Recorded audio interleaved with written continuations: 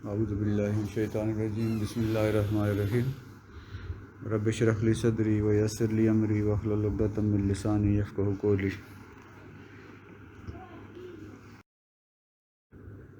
یا ایھا الذین آمنوا، اے ایمان والو، تم پر روزے فرض کر دیے گئے ہیں، تم پر روزے فرض کیے گئے ہیں جیسا کہ تم سے پہلے کے لوگوں پر فرض تھے۔ یعنی روزے جو ہیں وہ صرف ہم مسلمانوں پر، موجودہ جو مسلمان امت ہے صرف اسی پہ فرض نہیں ہیں، بلکہ اس سے پہلے کی جو امتیں ہیں ان پر بھی روزے فرض تھے۔ اس سے پہلے جو بڑے اس وقت بھی دنیا میں موجود ہیں مذاہب، یہودیت اور عیسائیت، ان کے اندر بھی روزے جو ہیں وہ فرض تھے، اور باقی جتنے ادیان اس سے پہلے گزرے ہیں جو الہامی ادیان ہیں ان سب میں روزے فرض تھے۔ مقصد کیا بیان کیا گیا، روزے کیوں فرض کیے گئے؟ لعلکم تتقون، تاکہ تم تقوی اختیار کرو۔ ہر چیز کا کوئی نہ کوئی مقصد ہوتا ہے، بغیر مقصد کے ہم نہ کوئی ذاتی طور پہ کوئی کام کرتے ہیں، نہ کوئی چیز جو ہے وہ بغیر مقصد کے اپنے پاس رکھتے ہیں۔ چھوٹی سے چھوٹی چیز، بڑی سے بڑی چیز جو ہے اس کا کوئی نہ کوئی مقصد ہے، کوئی اس کے ایمز ہیں، کوئی اس کے آبجیکٹیوز ہیں، کوئی اس کو پیدا کرنے کا کوئی مقصد ہے کہ یہ چیز اللہ نے کیوں پیدا کی گئی ہے۔ اللہ نے جو ہمیں عبادات کا حکم دیا ہے کہ نماز پڑھیں، روزہ رکھیں، حج کریں، زکوٰۃ دیں، اس کے بھی تو پیچھے کوئی نہ کوئی مقصد ہے۔ روزہ جو ہے اس کے پیچھے کیا مقصد ہے کہ روزہ کس لیے ہے؟ لعلکم تتقون، تاکہ تم پرہیزگاری اختیار کرو، تاکہ تم اللہ سے ڈر تمہارے اندر آئے، یہ احساس پیدا ہو جائے کہ اللہ دیکھ رہا ہے اور اللہ موجود ہے۔ دیکھیں، روزہ ایک ایسی عبادت ہے جو صرف بندے اور اللہ کے درمیان ہے۔ باقی ساری نمازیں، باقی جتنی عبادتیں ہم کرتے ہیں اس میں کوئی نہ کوئی بندہ جو ہے وہ کسی کو پتہ چل رہا ہوتا ہے کہ ہاں یہ بندہ یہ عبادت کر رہا ہے۔ جب ہم نماز پڑھتے ہیں تو لوگ دیکھ رہے ہوتے ہیں، جب ہم حج کرتے ہیں تو بھی لوگ دیکھ رہے ہوتے ہیں، زکوٰۃ دیتے ہیں تو اگر یا صدقہ دیتے ہیں تو چاہے ہم چھپا کر بھی دیں، کم از کم اس بندے کو تو پتہ ہوتا ہے جس کو ہم دیکھ رہے ہیں، کم از کم دو بندوں کو تو پتہ ہوتا ہے کہ بھئی یہ زکوٰۃ دی جا رہی ہے، صدقہ دیا جا رہا ہے یا لیا جا رہا ہے۔ روزہ وہ واحد عبادت ہے جس کا صرف اللہ کو اور بندے کو پتہ ہے۔ بظاہر دیکھنے پہ ایک بندہ روزہ دار ہے، دکھ رہا ہے کہ وہ روزہ دار ہے، پتہ نہیں اس کا روزہ ہے یا نہیں، روزہ اس نے رکھا ہوا ہے کہ نہیں، اس نے کیا پتہ اندر جا کے کچھ کھا پی لیا۔ اور ایک بندہ بظاہر لگ رہا ہوگا جیسے کہ اس نے کوئی روزہ نہیں رکھا ہوا، فریش لگ رہا ہے، تازہ دم لگ رہا ہے، لیکن اس کا روزہ ہوگا۔ ہم نہیں کہہ سکتے کہ یہ روزہ اس کا ہے یا نہیں ہے، کیونکہ یہ واحد عبادت ہے جو صرف بندے اور اللہ کے درمیان ہے۔ اسی لیے اللہ نے ہر عبادت کا کوئی نہ کوئی اجر مقرر کیا ہے۔ قرآن پاک کا ایک حرف اگر پڑھیں تو 10 نیکیاں ملتی ہیں، اسی طرح نماز کا، اسی طرح حج کا۔ لیکن روزے کا ایز سچ اس طرح سے کوئی گنتی کی شکل میں، مقدار کی شکل میں روزے کا کوئی اجر یا نیکیاں جو ہے وہ نہیں بیان کی گئی ہیں۔ نبی کریم صلی اللہ علیہ وسلم کی حدیث ہے کہ اللہ تبارک و تعالیٰ فرماتے ہیں کہ الصوم لی وانا اجزی بہ، روزہ میرے لیے اور میں اس کا اجر ہوں۔ یعنی روزہ اللہ فرما رہے ہیں کہ روزہ میرے لیے ہے اور اس کا بدلہ، اس کا اجر میں کون ہوں؟ اللہ کہہ رہا ہے میں خود ہوں۔ یعنی روزہ دار کو اللہ مل جاتا ہے، روزہ دار کو اس کا رب مل جاتا ہے، روزہ دار کو اس کا خالق مل جاتا ہے۔ جس خالق نے پیدا کیا اسے بھی اور دنیا کی ساری چیزیں پیدا کیں، وہ خالق جو ہے اس بندے کا ہو جاتا ہے۔ یعنی روزے کا بدلہ اللہ تبارک و تعالیٰ ہے۔ اب ظاہر ہے کہ جب اللہ کسی بندے کا ہو گیا تو پھر اسے کسی کی حاجت نہیں رہتی، کسی کا وہ محتاج نہیں رہتا، کسی قسم کی اس کو کوئی تکلیف نہیں ہوتی، کیونکہ اب اللہ جو ہے وہ اس کا ہو گیا۔ تو روزہ یعنی اتنی بڑی عبادت ہے جس کے بدلے میں ہمیں اللہ کی خوشنودی حاصل ہوتی ہے، اللہ کی رضا حاصل ہوتی ہے، اللہ کی مدد حاصل ہوتی ہے، اللہ کا ساتھ ہمیں ملتا ہے۔ اور تقوی یہی ہے جو کہا گیا نا لعلکم تتقون۔ تقوی کا کیا مطلب ہے؟ تقوی کا مطلب ہے ایک احساس کہ مجھے اللہ جو ہے وہ دیکھ رہا ہے، میں اللہ کی نگرانی میں ہوں۔ جیسے ہم دیکھتے ہیں کہ کہیں جب گاڑی چلا رہے ہوں یا جا رہے ہوں تو روڈ کے اوپر آگے لکھا ہوتا ہے کہ جی آگے کیمرہ لگا ہوا ہے، سپیڈ کیمرہ لگا ہوا ہے۔ تو جب وہ پڑھتے ہیں ہم کہ سپیڈ کیمرہ ہے آگے، تو پھر ہم گاڑی بڑی احتیاط سے چلاتے ہیں، اوور سپیڈ نہیں کرتے۔ وہ جو لمٹ لکھی ہوتی ہے اس کے اندر ہوتا ہے۔ بیلٹ ہم جو ہے وہ دیکھتے ہیں ہم نے پہنی ہے، گاڑی جو ہے موٹر سائیکل ہے تو ہیلمٹ پہنا ہوا ہے، یعنی ہم محتاط ہو جاتے ہیں کہ آگے کیمرہ لگا ہوا ہے، لہذا ہم اوور سپیڈ بھی نہ کریں، بیلٹ بھی پہنی ہوئی ہو، ہم نے اگر موٹر سائیکل چلا رہے ہیں تو ہیلمٹ پہنا ہوا ہو، ہماری سپیڈ ٹھیک ہو، باقی سارے جتنے بھی چیزیں ہیں وہ ٹھیک ہونی چاہیے۔ گاڑی کی نمبر پلیٹ، موٹر سائیکل کی نمبر پلیٹ ٹھیک ہونی چاہیے، کیونکہ آگے کیمرہ لگا ہوا ہے اور ہمارا چالان ہو سکتا ہے۔ یہ جو احساس ہوتا ہے نا کسی چیز کا، یہ احساس جو ہے اس کو تقویٰ کرتے ہیں۔ اس کمرے میں جیسے ہم بیٹھے ہوئے گپ شپ کر رہے ہوں اور ہر طرح کی بات کر رہے ہوں، لیکن پتہ یہ چلے کہ اس کمرے میں ایک کیمرہ لگا ہوا ہے، خفیہ کیمرہ لگا ہوا ہے، اور وہ کیمرہ ہماری جتنی وہ ریکارڈنگ ہے، ہماری تصویریں بھی اور ہماری ریکارڈنگ بھی، جو انٹیلیجنس والوں کا آفس ہے ISI کا، اس آفس میں ہماری باتیں سنی جا رہی ہیں اور ہماری یہ جو ویڈیو ہے یہ بھی وہاں دیکھی جا رہی ہے۔ اب آپ دیکھ لیں گے پھر ہمارا رویہ بالکل مختلف ہو جائے گا۔ ہم کوئی ایسی بے احتیاطی کی بات نہیں کریں گے، ہم کو حکومت کے خلاف کسی اور کے پہلے بڑے دھڑلے سے کر رہے تھے، اب ہم نہیں کریں گے کہ نہیں ہمیں واچ کیا جا رہا ہے، ہم انڈر آبزرویشن ہیں، ہمیں دیکھا جا رہا ہے۔ تو روزہ ہمیں احساس دلاتا ہے کہ اللہ تعالیٰ جو ہے اس نے ایک کیمرہ لگایا ہوا ہے اور وہ ہر وقت وہ کیمرہ ہمارے پر فٹ ہے اور ہمیں وہ نظر میں رکھے ہوئے ہے اور ہماری ریکارڈنگ ہو رہی ہے، اور یہ ریکارڈنگ جو ہے قیامت کے دن ہمیں دکھائی جائے گی۔ ویسے پہلے تو ہمیں یقین نہیں آتا تھا، جب ہم چھوٹے ہوا کرتے تھے، جب والدین کہتے تھے کہ جی فرشتے ہیں آپ کے دائیں اور بائیں کندھے پہ فرشتے بیٹھے ہوئے ہیں، تو ہم سوچا کرتے تھے کتنے بڑے بڑے کاغذ ان کے پاس ہوتے ہوں گے اور وہ لکھتے رہتے ہوں گے، اور وہ اتنے بڑے بڑے کاغذ کہاں رکھتے ہوں گے، کس طرح جو ہے حساب ہوگا، اور قیامت کے دن اتنی بڑی وہ بچے جب سوچتے رہتے ہیں، جب والدین کو سمجھاتے ہیں کہ اللہ دیکھ رہا ہے، فرشتے جو ہیں کرامن کاتبین ہمارے دائیں اور بائیں کندھے پہ بیٹھے ہوئے ہیں اور وہ لکھ رہے ہیں۔ لیکن اب یہ بات کوئی مشکل نہیں ہے، اب تو یہ موبائل کے آنے کے بعد، یہ جو IT کے آنے کے بعد، اب یہ سمجھنا مشکل تو نہیں ہے۔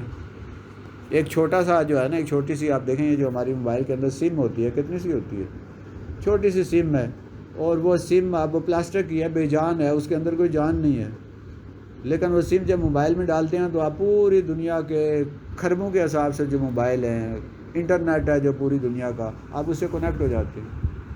ایک چھوٹا سا میموری کارڈ ہوتا ہے، آپ کسی بچے کو یا کسی کو دکھائیں یہ میموری کارڈ ہے اور اس کے اندر گھوڑے دوڑ رہے ہیں، اس کے اندر لوگ دوڑ رہے ہیں، اس کے اندر کھیل تماشا ہو رہا ہے، اس کے اندر ڈرامے ہیں، اس کے اندر فلان چیز ہے، اس کے اندر گیم ہے، وہ کہے گا یہ کاغذ چھوٹا سا کارڈ ہے، اس کے اندر مجھے تو پلاسٹک کی ایسے لگ رہا ہے، اس میں تو کچھ بھی نہیں۔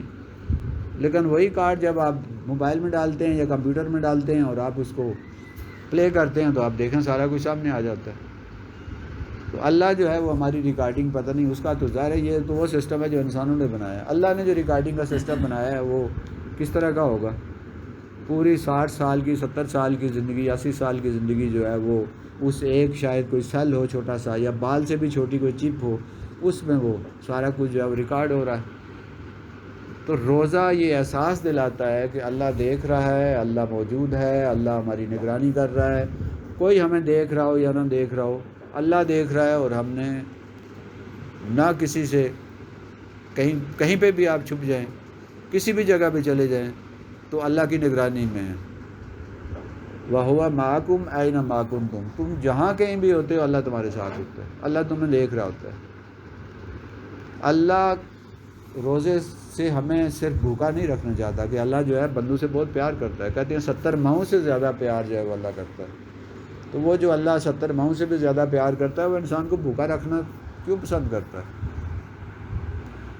اس لیے کہ اللہ جو ہے چاہ رہا ہے کہ انسان کے اندر تقویٰ پیدا ہو جائے، انسان کے اندر وہ صبر پیدا ہو جائے، انسان کے اندر وہ صلاحیت پیدا ہو جائے کہ کل اللہ کی راہ میں اگر کوئی آزمائش سے گزرنا پڑے، بھوکا پیاسا رہنا پڑے، تو یہ بھوکا پیاسا رہا جا سکے۔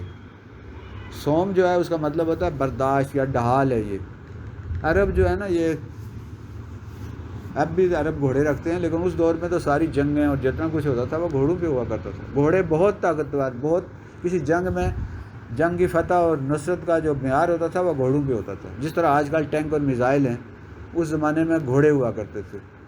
اور عرب جو ہیں جب کوئی سخت قسم کی جنگ یا کوئی لمبا سفر ہوتا تھا تو گھوڑے کو وہ کیا کرتے تھے، عرب کی، سعودی عرب کی آپ دیکھیں کہ وہاں کی کتنی شدید گرمی ہوتی ہے، وہ گھوڑے کو باہر دھوپ میں اس کی جو ٹانگیں نا وہ گھٹنا یوں ٹیڑھا کر کے وہ باندھ دیا کرتے تھے دھوپ کے اندر، اور اسے دھوپ کے اندر کھڑا کرتے تھے اور اسے بھوکا پیاسا رکھتے تھے.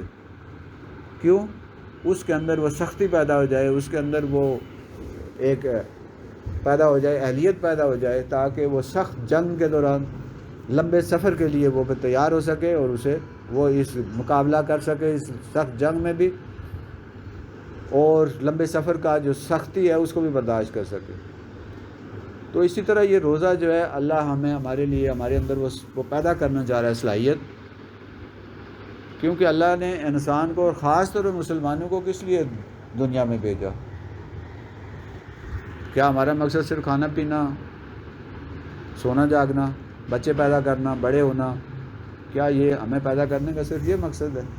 ہرگز نہیں. انسان کو پیدا کرنے کا اور خاص طور پر مسلمانوں کے ذمے یہ کام دیا گیا ہے کہ وہ اللہ کے دین کا ایک نظام جو ہے وہ نافذ کریں. نبی محترم صلی اللہ علیہ وسلم نے خطبہ حجۃ الوداع کے موقع پر 1,24,000 صحابہ اکرام رضوان اللہ علیہم کے سامنے یہ کہا کہ آپ مجھے بتاؤ کہ کیا میں نے اللہ کا پیغام آپ تک پہنچا دیا؟ آپ نے 3 دفعہ پوچھا اپنے صحابہ اکرام سے کہ اللہ کا پیغام میں نے آپ تک پہنچا دیا یا نہیں پہنچایا؟ تو 3 دفعہ ان لاکھوں صحابہ نے ہاتھ کھڑا کر کے اور کہا کہ ہاں جی، آپ نے اپنا اللہ کا جو دین ہے وہ ہم تک پہنچا دیا ہے، حق ادا کر دیا پہنچانے کا. اور پھر نبی کریم صلی اللہ علیہ وسلم نے آسمان کی طرف اشارہ کر کے کہا کہ اللہ تو گواہ ہے. اور پھر یہ کہا کہ اچھا جو لوگ یہاں پہ حاضر ہیں وہ اللہ کا یہ پیغام ان تک پہنچائیں جو یہاں موجود نہیں ہیں، جو یہاں حاضر نہیں ہیں. اب ہم وہاں حاضر نہیں تھے، ہماری اولاد، ہمارے باپ دادا وہاں حاضر نہیں تھے. آپ دیکھیں کہ اللہ کا دین ہم تک پہنچا ہے. انہوں نے اپنا حق ادا کیا، صحابہ اکرام نے. اور صحابہ اکرام کی اکثر جو قبور ہیں وہ مدینہ جنت البقیع میں بہت کم ہیں. کسی صحابی کی قبر ترکی میں ہے، کسی کی افغانستان میں ہے، کسی کی روس میں ہے، کسی کی بخارا میں ہے، کسی کی چین میں ہے، کسی کی کہاں ہے، کسی کی کہاں. وہ نکل پڑے وہاں سے اور انہوں نے اس دین کو پھیلایا پوری دنیا میں. اور آج 1400 سال گزرنے کے بعد بھی اللہ کا دین جو ہے آپ دیکھیں اسی طرح تر و تازہ ہے، اسی طرح شان و شوکت کے ساتھ ہے جس طرح 1400 سال پہلے تھا. آج کے دور میں اس پاکستان میں آپ دیکھیں تو ہم نے یہ ملک کس لیے بنایا تھا؟ آج ہم جن مسائل میں گھرے ہوئے ہیں ان مسائل کی وجہ کیا ہے؟ ان مسائل کی بڑی وجہ یہ ہے، ہمیں وہ بہت ساری چیزیں نظر آتی ہیں، ہم تو مختلف پارٹیوں میں مسائل ڈھونڈ رہے ہیں، یہ نون لیگ ہے اور یہ پیپلز پارٹی ہے اور یہ تحریک انصاف ہے اور یہ فلاں اور یہ فلاں ہے. مسائل یہ نہیں ہے کہ یہ پارٹیاں یا یہ جماعتیں یا لوگ جو ہیں. مسئلہ اصل میں یہ ہے کہ ہم نے اللہ سے یہ وعدہ کیا تھا جب پاکستان بن رہا تھا تو یہ کہا گیا تھا پاکستان کا مطلب کیا؟ لا الہ الا اللہ. لیکن پاکستان بن گیا تو اس کا بن گیا پاکستان کا مطلب کیا؟ جو کچھ لبے کھا پی جا. پاکستان بننے سے پہلے تو تھا پاکستان کا مطلب کیا؟ لا الہ الا اللہ، یعنی اللہ کا اور محمد صلی اللہ علیہ وسلم کا دین جو ہے اس میں نافذ کیا جائے گا. جب یہ ملک بن گیا تو ہم نے اللہ سے جو وعدہ کیا تھا وہ وعدے ہم نے پس پوش ڈال دیے اور ہم نے اس دین کو تو کہیں کسی کھاتے میں نہیں رکھتے. ہم جب ہم ووٹ دے رہے ہوتے ہیں، جب ہم اپنا نمائندہ منتخب کر رہے ہوتے ہیں تو میں تو اس کو منتخب کرتا ہوں میری نالی بن جائے، میری گلی بن جائے، میری سڑک بن جائے، میرا پانی لگ جائے. اگر ہم پاکستان کا آئین کا مطالعہ کریں تو پانی اور یہ ملازمت اور تعلیم اور صحت یہ ہر پاکستانی کا رائٹ ہے، یہ اس کا حق ہے. یہ اگر کوئی ہمیں دے گا تو کوئی اس لیے نہیں دے گا کہ وہ ہمارے اوپر احسان کر رہا ہے. ہم اس ملک کے شہری ہیں اور بحیثیت شہری ہمارا یہ حق ہے کہ ہمیں ملے. اور یہ جو ہے وہ ہمارے ہی ووٹوں سے منتخب ہونے کے بعد ہمارے ہی حقوق جو ہیں وہ ہمیں جب دیتے ہیں تو بڑا احسان پہلے تو دیتے ہی نہیں ہیں، دیتے ہیں تو بہت احسان کرتے ہیں کہ جی ہم نے بڑا احسان کیا. بھائی کیا احسان کیا؟ ٹیکس ہمارا ہے، پیسے ہمارے ہیں، ہم نے ٹیکس دیا ہے تو پیسہ گورنمنٹ کے پاس جمع ہوا ہے. آپ بجلی کا بل اٹھا کے دیکھ لیں، اس کے اوپر کتنا ٹیکس ہوتا ہے. جو اصل بل ہوتا ہے وہ کتنا ہے، اور اس کے اوپر ٹیکس جو گورنمنٹ کو جا رہا ہوتا ہے وہ کتنا ہے. آپ جو پیٹرول خریدتے ہیں اس میں آپ دیکھ لیں کہ آپ کتنا ٹیکس دے رہے ہوتے ہیں. آپ ایک ماچس کی ڈبیا خریدتے ہیں تو اس کے اوپر ٹیکس دے رہے ہوتے ہیں. یہ سارا ٹیکس جا کے جمع ہوتا ہے، اور اس سے حکومت جو ہے وہی پیسہ ہمارے اوپر لگاتی ہے، کچھ لگاتی ہے اور خود کھاتی ہے. جب ہم اپنے اوپر بددیانت، بدکار، وعدہ خلاف لوگ اپنے اوپر جو ہے حکومت میں لائیں گے تو پھر ملک کا یہی اشر ہوگا، ہمارا یہی اشر ہوگا. پھر ہم ترستے رہیں گے، پھر ہم روتے رہیں گے کہ ہمیں ہمارا حق نہیں ملا. پھر ہم کبھی ایک کو برا بھلا کہیں گے، کبھی دوسرے کو برا بھلا کہیں گے.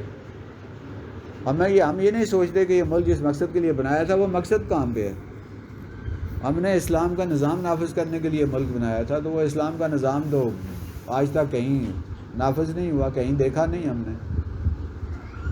سود کا اللہ کے رسول نے قرآن پاک میں آیت موجود ہے کہ سود جو بندہ کھاتا ہے وہ گویا اللہ اور اللہ کے رسول کے ساتھ جنگ کر رہا ہے. ہمارا سارا نظام سودی ہے.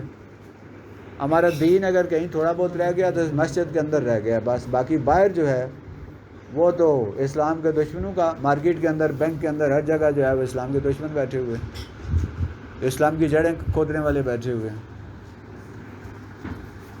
تو اس روزے کا یہ مقصد ہے، اور ہمیں یہ سوچ ہمارے اندر آنی چاہیے کہ اللہ کا تقویٰ جو ہے وہ ہم نے اختیار کرنا ہے، پرہیزگاری اختیار کرنی ہے، اور اللہ اور اللہ کے رسول کے احکامات جو ہے اپنی زندگی پر بھی اور اس ملک پر بھی اور اس معاشرے پر بھی لگانے ہیں. اور اس کے لیے ظاہر ہے کہ جہاں دوسرے لوگ کوششیں کر رہے ہیں وہاں جیسا کہ آپ کے علم میں ہے کہ ہمیں یہ کہتے ہوئے شرم نہیں محسوس ہوتی کہ ہمارا تعلق جو ہے خاص جماعت سے ہے، اور وہ جماعت جو ہے یہ کوشش کر رہی ہے کہ اس ملک میں اسلامی نظام جو ہے وہ نافذ کر دیا جائے، اور ہر وقت اور ہر جگہ اور ہر انتخابات میں وہ اپنی طرف سے بندے کھڑے کرتے ہیں. اب یہ لوگ اگر ان کو منتخب نہیں کرتے تو کوئی انہیں یہ نہیں کہے گا کہ بھائی آپ نے کیوں اسلام نافذ نہیں کیا. یہ ووٹ دینے والے بندے سے اللہ پوچھے گا کہ بھائی آپ نے جس بندے کو ووٹ دی ہے وہ کیا اس کا حقدار تھا یا نہیں تھا، کیا وہ اس کا اہل تھا یا نہیں. بد دیانت بدکار بندے کو آپ ووٹ دے کے آپ یہ سمجھتے ہیں کہ وہ بہت اچھا کام کرے گا. مجھے ایک بندہ میرے پاس آیا، جی فلاں بندے کو آپ نے ووٹ دینی ہے، آئندہ کونسلر کا الیکشن ہوگا تو آپ نے فلاں بندے کو ووٹ دینی ہے. میں نے اسے ایک سوال کیا، میں نے کہا آپ فرض کیجئے کہ آپ نے کہیں جانا ہے، آپ کا یہاں پہ گھر ہے، آپ نے کہیں جانا ہے تو آپ اپنے اچانک جانا پڑ گیا، کوئی ماتم ہو گیا، آپ نے گاؤں جانا ہے، تو آپ مجھے یہ بتائیں کہ اپنے گھر کی چابی آپ اس بندے کے حوالے کر کے جائیں گے کہ یار میں اچانک جا رہا ہوں، یہ میری گھر کی چابی ہے، تم پیچھے یہ ساری چیزیں دیکھنا، میں ہفتے بعد آؤں گا تو آپ سے لے لوں گا. کہتا ہے نہیں میں تو کبھی اس کے پاس اس کو چابی نہیں دوں گا. میں نے کہا واہ، تم اپنے ایک گھر کی چابی اس کو دینے کے لیے تیار نہیں ہو، اور پورے ملک کا جو ہے یا پورے علاقے کا جو ہے وہ اس کو کہہ رہے ہو کہ ہم چابی اس کے حوالے کر دیں. تو یہ خرابی جو اس وقت ملک کے اندر ہے، یہ خرابی اسی طرح رہے گی، بلکہ اس سے بدتر ہوگی. شخصیات بدلتی جائیں گی، نظام نہیں بدلے گا. ایک بندہ بدلے گا اور دوسرے نام کہا جائے گا، تیسرے نام کہا جائے گا. نظام نے نہیں بدلنا. نظام تب بدلے گا جب حکمران نظام بدلنے والے ہوں گے، اور سب سے پہلے وہ نظام اپنے اوپر اپنے گھر پر لاگو کریں گے. تو اللہ تعالیٰ جو ہے وہ ہمیں توفیق عطا فرمائے، اور اللہ تعالیٰ ہمارے اندر وہ صلاحیت پیدا کرے، اور ہمیں جس مقصد کے لیے ملک بنا تھا اس مقصد کو پورا کرنے میں اللہ جو ہے وہ ہماری مدد کرے، اور ہمارے اندر جرأت پیدا کرے، اور ہمیں ووٹ دیتے ہوئے یہ احساس ہمارے اندر آئے کہ یار جو ووٹ ہم دے رہے ہیں، ہم ووٹ اس لیے دیں گے جی، ہم کہتے پتہ وہ چھوڑیں جی اس بندے نے تھوڑا ہی جیتنا ہے. بھائی جیتنے اور ہارنے کی ٹھیکیداری تو ہمارے پاس نہیں ہے. ہم نے جس بندے کو ووٹ دی ہے، اللہ تعالیٰ پوچھے گا کہ بھائی وہ ٹھیک بندہ تھا یا بددیانت تھا، نیک تھا یا پرہیزگار تھا یا برا بندہ تھا. نہیں جیتا تو نہ جیتے، مجھے تو میرے اس بارے میں پوچھا جائے گا کہ ہاں بھائی آپ کا ووٹ آپ نے ٹھیک بندے کو دیا تھا یا چور کو دیا تھا، بددیانت کو دیا تھا، بدکار کو دیا تھا. نہیں، میں نے ووٹ تو بدکار کو دیا تھا، برے بندے کو دیا تھا. جس بندے کو میں اپنی بہن یا بیٹی کا رشتہ دینے کے لیے تیار نہیں ہوں اس بندے کو میں ووٹ دے دیتا ہوں. جس بندے کو میں اپنے گھر کی چابی دینے کے لیے تیار نہیں ہوں میں اسے ووٹ دے دیتا ہوں. جس بندے کو میں شریف نہیں سمجھتا میں اسے ووٹ دے کے کہتا ہوں کہ جی حالات ٹھیک ہو جائیں گے. کیسے ٹھیک ہوں گے؟ نہیں ٹھیک ہوں گے، کبھی بھی مزید بدتر ہوں گے. اور جو آئندہ آنے والا ہے نا، یہ سال 1.5 سال، اس میں بہت کچھ ہونے والا ہے. ہمیں کچھ تصویریں جو ہمیں نظر آ رہی ہیں وہ کچھ اور ہیں، اور بیک پہ تصویریں کچھ اور ہیں. تو اللہ تعالیٰ ہمیں سمجھ عطا فرمائے. اور اللہ تعالیٰ جو ہے ہمیں اس روزوں کا اصل مقصد ہے، ایک مہینے کا روزہ نہیں ہے، بلکہ اگلے 11 مہینے بھی ہم نے اسی سبق کے تحت گزارنے. کل ایک بندہ میرے پاس آیا، میں نے اس سے بات پوچھی تو وہ مجھے کہنے لگا کہ میں نے روزہ رکھا ہوا تو میں جھوٹ نہیں بولتا، میں آپ کو سچ سچ بتاتا ہوں. میں نے کہا اچھا، روزہ نہیں ہوگا تو پھر تم جھوٹ بولو گے. باقی 11 مہینے ہم جھوٹ بولیں گے، روزہ رکھا ہوا ہے اس لیے میں نے جھوٹ نہیں بولنا. بھائی یہی تو تربیت ہے کہ ہم نے رمضان